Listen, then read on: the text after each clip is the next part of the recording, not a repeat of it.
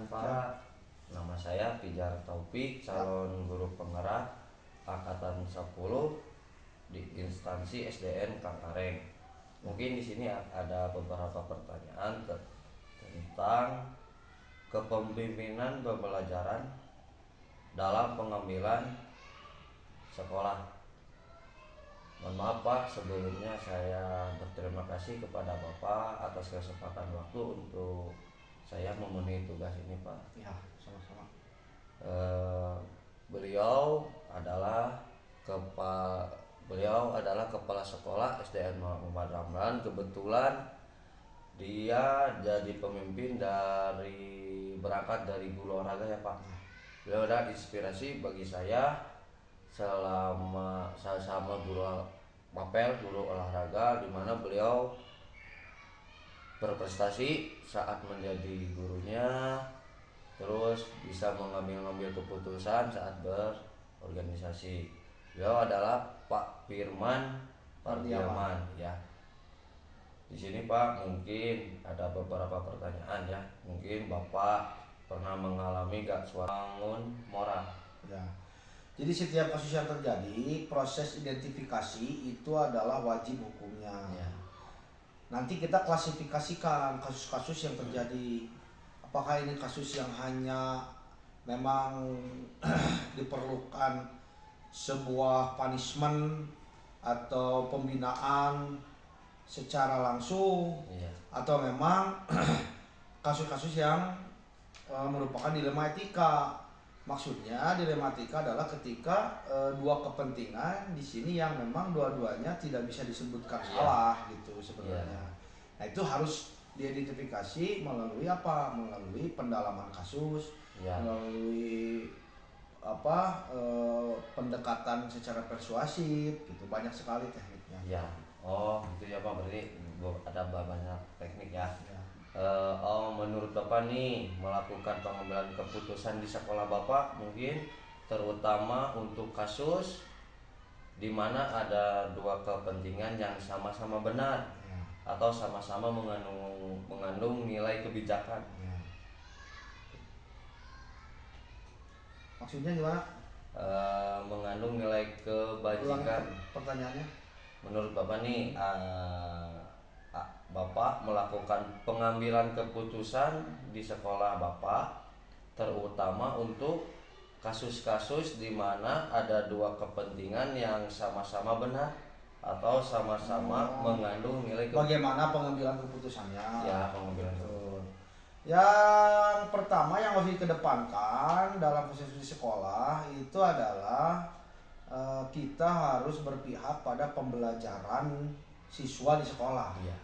Gitu. Jadi apapun keputusan yang saya hasilkan, saya harus berorientasi pada yang tadi, kelancaran proses pembelajaran peserta didik di sekolah. Ya. Gitu, seperti itu. Berarti ya dia tidak terhambat proses saat pembelajaran ya. Mungkin nih Pak, untuk selanjutnya ya, menurut Bapak nih langkah-langkah atau prosedur seperti apa yang bisa Bapak lakukan? Prosedur atau langkah-langkah itu harus ditempuh. Yang pertama, setiap ada kasus tentu saja kita coba mendalami kasus tersebut terlebih dahulu, termasuk mendengarkan dari beberapa sumber mengenai kasus tersebut, tidak hanya dari satu sumber saja. Lalu bisa diadakan istilahnya kalau dalam dunia kepemimpinan itu namanya coaching ya.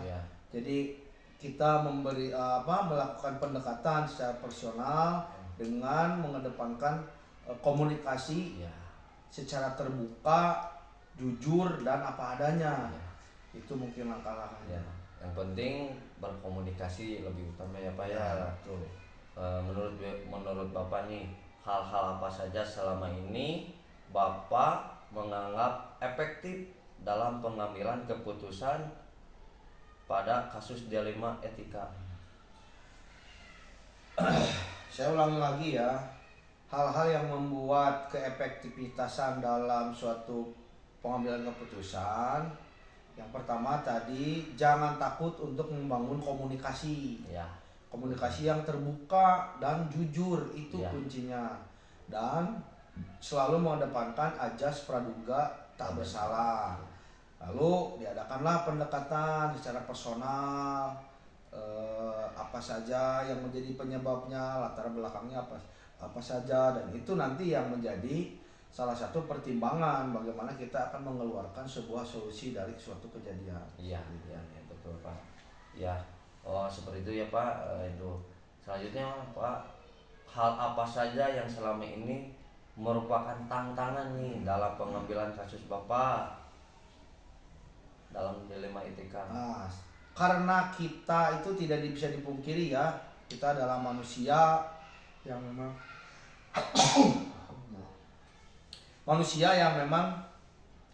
terkadang selalu melibatkan perasaan ya dalam pengambilan keputusan. Nah, itu yang menjadi tantangan utama saya ketika saya secara tidak sadar itu melibatkan perasaan gitu. Jadi sehingga yang saya takutkan keputusan yang saya ambil itu lebih banyak sisi subjektivitasnya daripada objektivitasnya. Iya. Seperti itu. Iya, iya, ya, betul Pak. Oh seperti itu ya Pak ya dalam itu. Lanjut Pak, menurut Bapak nih, apakah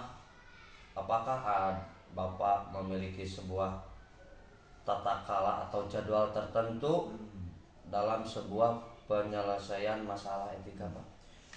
Intinya dalam sebuah kasus yang terjadi itu harus segera ditangani gitu. Jadi kalau saya pribadi itu tidak terlalu mengedepankan jadwal khusus ya, apalagi jadwal yang tertulis seperti itu. Intinya kasus yang terjadi jangan terlalu lama dibiarkan. Itu nanti takutnya kasusnya berkembang. Jadi kasusional, insidental langsung diselesaikan, jangan terlalu lama. Iya. Gitu. Mungkin kalau terlalu lama ya Pak, dari hal yang kecil jadi besar Nah, masalahnya nanti ya. takutnya kasus yang kecil pun jadi menjadi besar kalau udah lama. Ya gitu. Oh seperti itu Pak. Nah. Apakah Bapak langsung menyelesaikan di tempat itu dalam kasus atau memiliki sebuah jadwal? Nah, tentu saja penyelesaian kasus itu harus segera dilaksanakan ya. Ketika terjadi suatu kasus tentu saja tidak on the spot gitu ya, tapi kita identifikasi dulu, kita cari tahu latar belakang masalahnya seperti apa, kita cari narasumber yang bisa membantu dalam memberikan informasi gitu. Nah, setelah lengkap baru kita mengadakan eksekusi untuk pencarian solusi gitu. Mungkin ya. Oh seperti itu ya Pak, penting mencari solusi. Jadi tidak ada jadwal khusus Pak. Dan tidak ada langsung cari solusi di tempat mungkin apa aja. Mungkin menurut Bapak adakah seseorang atau faktor-faktor selama ini mempermudah dan membantu Bapak dalam pengambilan keputusan ini Pak? Ya. Jadi hidup dalam suatu sekolah itu tidak bisa kita berdiri sendiri. Tentu saja stakeholder yang ada di sekolah itu baik siswa, orang tua, guru, yaitu harus selalu dilibatkan. Jadi apabila ada pertanyaan pihak-pihak yang membantu, ya semua pihak juga bisa dijadikan faktor untuk penyelesaian kasus ya. Intinya adalah kita menjalin komunikasi yang baik dengan semua pihak seperti itu. Mungkin yang terus berkoordinasi ya Pak ya. Koordinasi ya. Mungkin menurut Bapak nih terakhir dalam dari semua hal yang telah disampaikan oleh Bapak, pembelajaran apa yang Bapak petik dari pengalaman Bapak pengambilan keputusan dilema etika? Jadi kasus dilema etika memang tidak bisa dipungkiri dan setiap pemimpin pun akan mengalami kasus-kasus seperti ini, apalagi di sekolah. Nah, tapi pembelajaran yang paling penting itu setiap pengambilan keputusan yang tadi harus mengedepankan kita istilahnya berpihak pada pembelajaran yang terjadi di sekolah. Siswa bisa belajar dengan lancar, siswa bisa belajar dengan baik tanpa terganggu suatu apapun.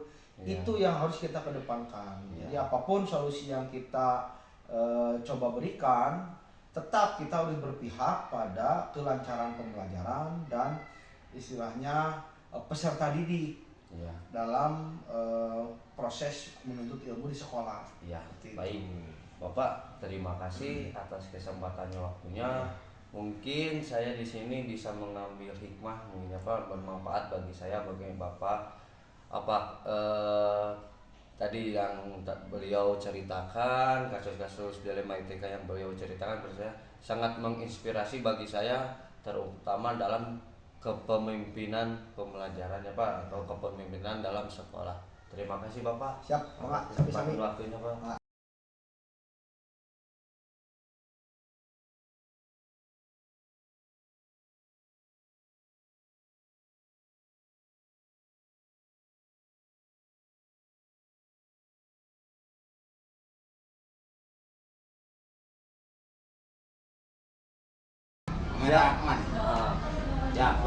Assalamualaikum warahmatullahi wabarakatuh. Waalaikumsalam warahmatullahi wabarakatuh. Gimana Pak kabar hari ini? Alhamdulillah.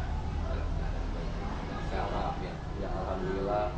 Terima kasih atas memberikan waktu kepada saya untuk memenuhi tugas-tugas guru penggerak. Kebetulan nama saya Pijar Taufik, calon guru penggerak angkatan 10 di instansi SDN Kanghareng. Di sini saya akan mewawancari Bapak ya. Sebelum melakukan wawancara, beliau ini adalah Kepala Sekolah SDN Generasi Muda 1. Beliau berangkat menjadi kepala sekolah, menjabat guru kelas, bernama Bapak Ahmad Permana ya Pak. Ya, saya langsung jawab Pak. Mungkin selama ini Pak ada pertanyaan yang pertama, mungkin Bapak pernah nggak selama menjalankan tugas-tugas sebagai kepala sekolah ada permasalahan yang melibatkan dilema etika, contohnya guru, orang tua atau siswa? Terima kasih kepada Pak Pijar terus dia datang ke sekolah kami. Tentunya selama saya menjabat di SDN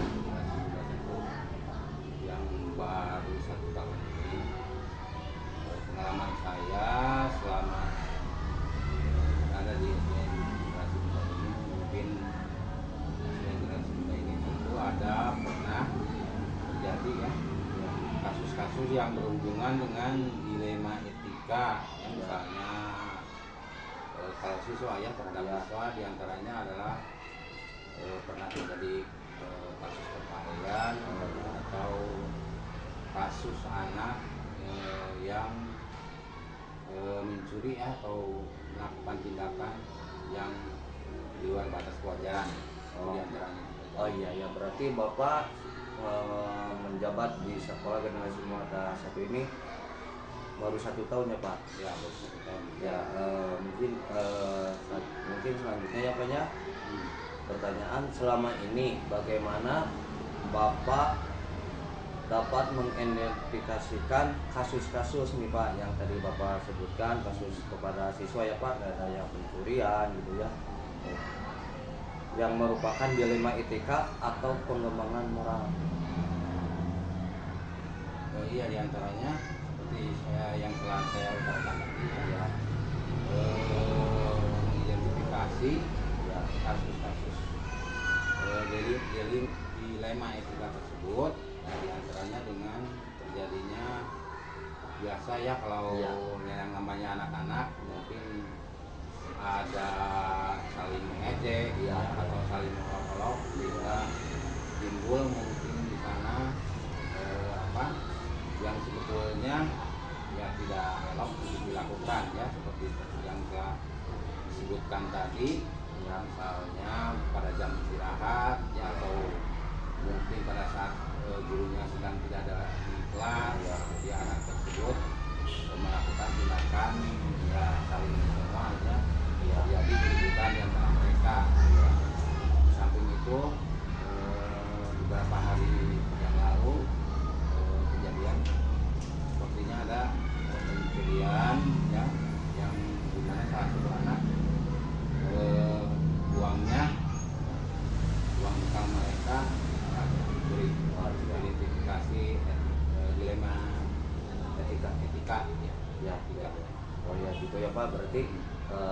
di sini itu ada, kalau bahasa tren sekarang mau pemulihannya. Ya, Pemulihan. Selanjutnya apa? Selama ini nih bagaimana Bapak melakukan pengambilan keputusan di sekolah Bapak, terutama pada kasus yang Bapak tadi sebutkan, ada dua kepentingan mungkin apa yang sama-sama benar atau sama-sama mengandung nilai kebijakan yang tadi Bapak sebutkan adalah mengolok-olok atau pemulihan ya. Mungkin tidak, si anak itu kan tidak saling mengejek kalau tidak ada itu malah hampir gitu ya Pak, saling mengejek dari satu A dan B. Jadi apa tadi yang ditanyakan? Langkah ini keputusan.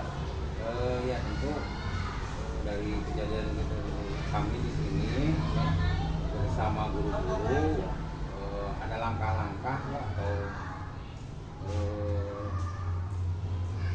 langkah-langkah untuk agar supaya terjadi sesuatu tersebut menjadi lebih baik lagi ke depannya mungkin ya. Berarti ada koordinasi dengan Ya, guru-guru ya Pak. tentu itu koordinasi atau kerjasama dengan guru untuk memberikan bimbingan terhadap anak tersebut agar ke depan mungkin peristiwa-peristiwa etika moral tersebut tidak terjadi lagi. Di antaranya misalkan kan kalau di sekolah dasar itu guru kelas sekaligus juga merangkap guru BK ya, dengan counseling. Jadi terhadap kasus tersebut anak mungkin diberikan bimbingan oleh guru kelas tersebut supaya ada perubahan tingkah laku ya. Ada perubahan tingkah laku supaya memberikan motivasi atau nasihat-nasihat terhadap anak tersebut untuk tidak mengulanginya lagi.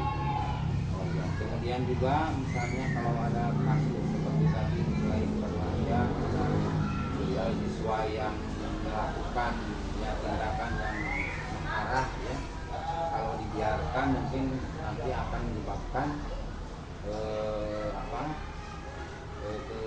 kejadian yang lebih besar lagi ya. Contohnya misalkan kita dari pihak sekolah bagaimana keadaan anak tersebut, ekonomi keluarganya ya, apakah dia tersebut melakukan tindakan kemudian itu apakah karena memang dari rumahnya tidak pernah dibekali uang jajan ya, bisa jadi, atau memang dari keadaan orang tuanya yang kurang mampu ya, sehingga anak tersebut melakukan tindakan yang menyimpang ya, karena mungkin karena mereka tidak mempunyai uang jajan tersebut, akhirnya melakukan tindakan pencurian tersebut. Iya, siap. Mungkin berarti faktor pengaruh apa lagi ya Pak ya? Keluarga. Berarti di sini lingkungannya mana ke bawah ya Pak? Ya boleh dikatakan kan tidak semua orang tua siswa tersebut dari kalangan menengah ke atas ya. Ada sebagian besar mungkin ya boleh dikatakanlah 80-90% ya dari kalangan menengah ke bawah. Kalau dilihat dari segi ekonomi keluarga. Ya, lanjut ya Pak. Seperti Bapak yang dijelaskan Bapak, untuk selanjutnya mungkin langkah-langkah Bapak nih atau prosedur seperti apa yang bisa Bapak lakukan selama ini? Ya tentu dari bimbingan konseling yang telah dilakukan tadi ya, pihak sekolah bersama guru ya, kerjasama dengan guru dan pihak sekolah melakukan langkah-langkah yang lebih efektif ya untuk menyikapi hal tersebut ya. Nah, di antaranya untuk langkah kedepannya guru ya mengawasi mengawasi tingkah laku anak tersebut secara detail mendalam ya. Tentu ada perlakuan yang khusus bagi siswa yang melakukan kejadian tersebut. Jadi selama di sekolah ini diamati tingkah lakunya tersebut secara cermat ya. Untuk beberapa waktu ada perlakuan khusus ya bagi anak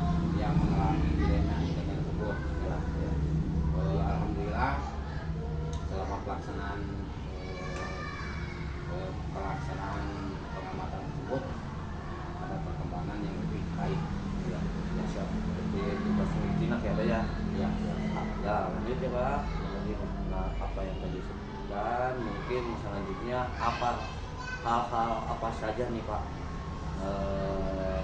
yang selama ini Bapak anggap efektif dalam mengambilan keputusan pada kasus-kasus dilema etika?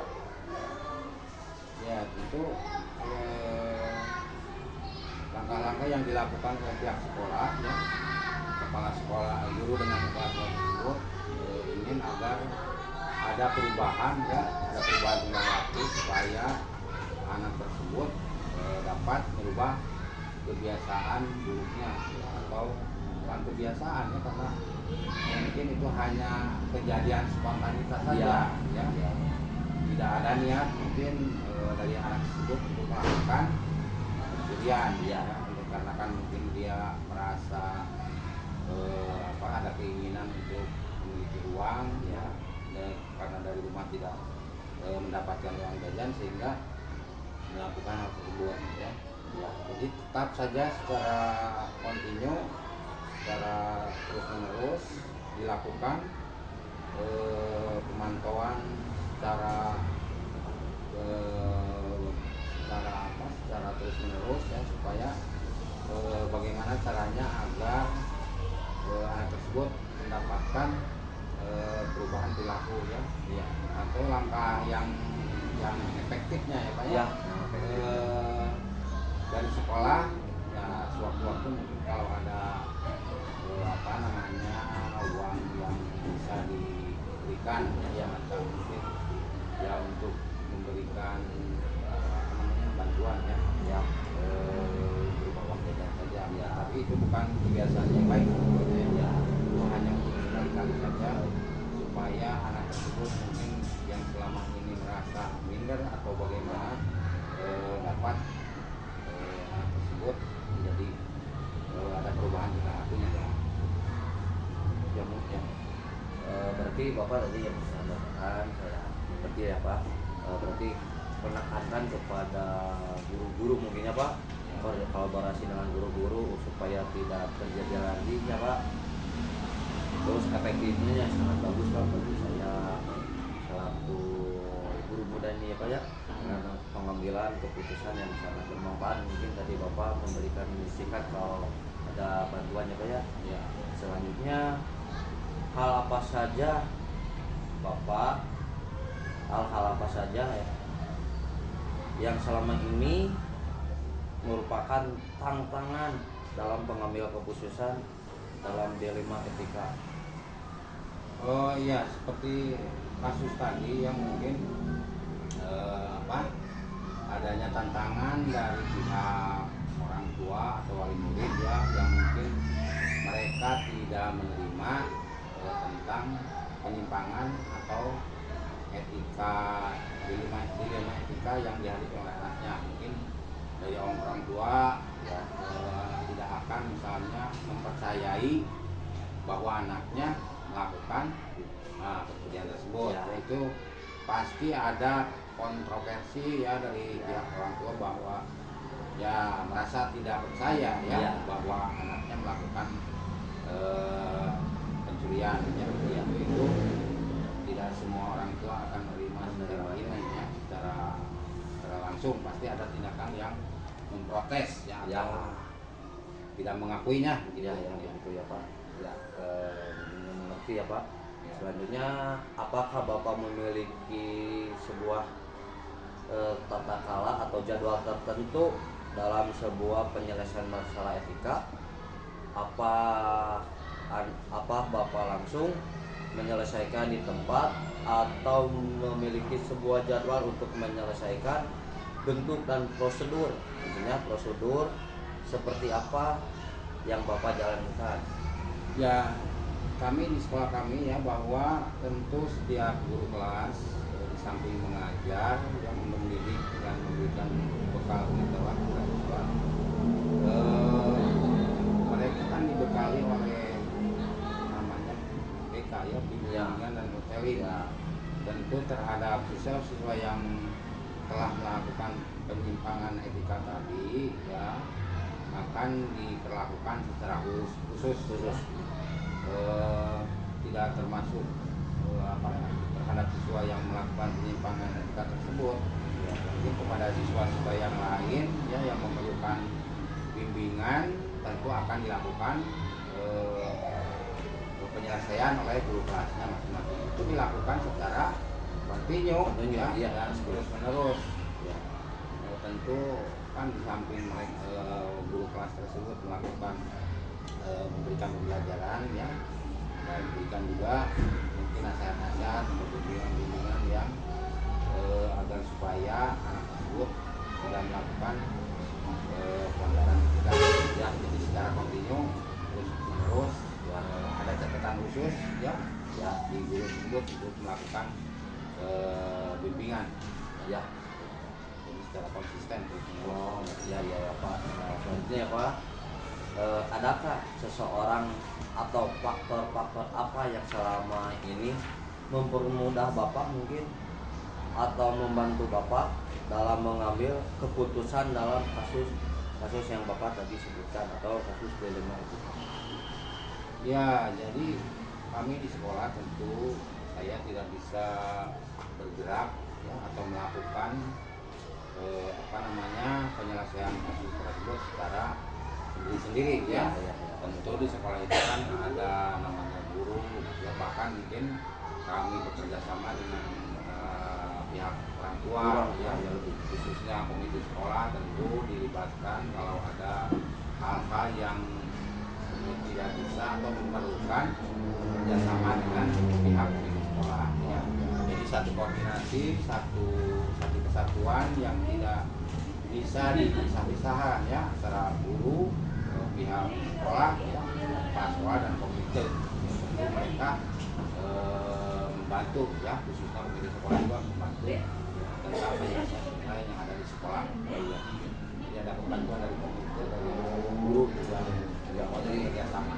Ya, beri kolaborasinya sangat bagus supaya antara orang tua, guru, dan komite sangat bagus bagi saya ya. Mungkin selanjutnya Pak, yang terakhir mungkin dari semua hal yang telah disampaikan sama Bapak, pembelajaran apa yang dapat Bapak petik dari pengalaman Bapak mengambil keputusan dilema etika ini Pak? Ya tentu yang namanya sekolah ya, tentu ada pembelajaran yang dapat saya ambil ya dari peristiwa etika moral tersebut ya, karena di sekolah itu kan bukan hanya 1-2 anak ya. Di sekolah itu apalagi sekolah kami yang jumlah siswanya lebih dari 200 ya, tentu ada hal-hal yang menarik ya, ada berbagai tingkah laku anak ya, beragam. Kita saja di rumah yang mungkin hanya memiliki 1 atau 2, paling banyak 3 anak ya, mempunyai karakter yang berbeda-beda ya, padahal itu dari satu garis keturunan dari kita ini, dari berbagai latar belakang ya, keluarga ya. Tentu dari anak-anak tersebut mempunyai karakter yang berbeda-beda ya. Jadi yang dapat saya ambil ya, pelajaran dari peristiwa tersebut adalah kita mengenal ya berbagai macam karakter anak ya, yang hal mana itu menjadi tantangan ya, khususnya bagi guru, bagi kami, untuk bagaimana caranya mengelola tentang karakter anak tersebut ya. Ada anak yang mungkin kelihatannya pendiam ya, ada anak yang lincah ya, ada anak yang jadi berbagai macam karakter ya. Hal itu tentu menjadi menjadi pembelajaran bagi kami ya, untuk mempelajari karakter anak tersebut ya. Alhamdulillah mungkinnya Pak sangat bermanfaat hasil tadi Bapak hasil diskusi mungkinnya Pak ya sama Bapak, terutama bagi saya Pak jadi sebuah pengalaman. Mungkin dari pengalaman Bapak saya petik sangat bagus dengan permasalahan peserta didik dengan karakter yang beragam. Mungkin saya sangat berharga bisa bertemu dengan Bapak. Terima kasih Pak atas kesempatan waktunya. Lain kali bisa saya ngobrol lebih dalam mungkinnya dari selanjutnya ya Pak. Terima kasih Pak. Saya juga terakhir mungkin mengucapkan terima kasih atas dukungan dari saudara Herbert Walid Topik yang mana merupakan salah satu generasi sekarang sedang melaksanakan program guru anak. Dan sekolah kami juga nanti guru kami dapat mengikuti jejak karena itu merupakan program pemerintah yang sangat positif ya, supaya bagaimana dapat berkembang yang baik dan dapat meningkatkan karirnya di masa yang akan datang. Assalamualaikum warahmatullahi wabarakatuh. Well, liar tinggal